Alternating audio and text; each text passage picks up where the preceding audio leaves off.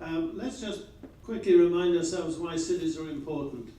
More than half of the world's population live in cities. In North America, 70–80% live in an urban environment. And as the Secretary of the Navy said, they're 2% of the national use of energy. Cities are 70% of the national use of energy. So how we power, energize, and operate our cities is critically important.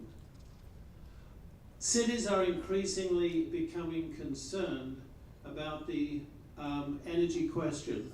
And starting at the bottom, a piece of that is a little bit, being polite, somewhat ambiguous national energy strategies, which tend to vary depending on the political moods of the moment. But you cannot do that in terms of developing long-term energy infrastructure. So in many senses, the effort and pressure is falling on the cities and municipalities in general to be the leaders as opposed to the followers of policy.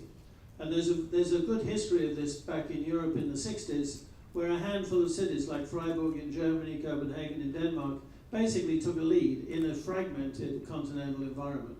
So there is a historical parallel here. Equally important, cities are looking at jobs, and they're looking at the reliability and cost of energy. And we see across the board, 1,000 mayors have signed the convention, climate protection agreement. There are green initiatives everywhere. There are green roofs on the tops of buildings in Chicago. Fabulous high-value initiatives, great test beds. The question is, are they achieving scale?